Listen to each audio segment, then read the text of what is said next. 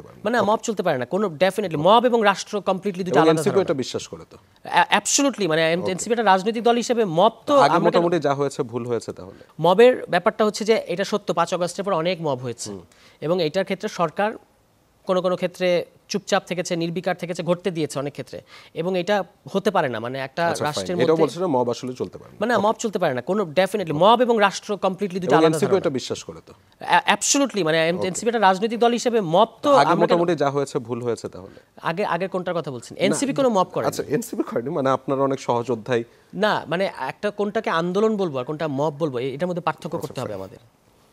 32 নম্বরে একটা মব ছিল না? 32 নাম্বার তো এনসিপি করেনি। এনসিপি তো করেনি, আপনাদের কিছু সহজ এবং অধ্যায় 32 সেখানে দাগ দিয়েছিল। 32 নাম্বারটা আবার এভাবে দেখলেও চলবে না। 32 নাম্বারটা হচ্ছে আপনি যখন শেখ হাসিনার ভাষণ বাংলাদেশে প্রচারিত হওয়ার মতো একটা পরিস্থিতি, তখন যে স্বতঃস্ফূর্ত অ্যাঙ্গার, ওই ঘটনাটা কি আপনি সমর্থন করছেন কি করছেন না, দ্যাট ইজ ডিফারেন্ট, কিন্তু এই অ্যাঙ্গারটাকেও আবার আমলে না নিলে পারা যাবে না।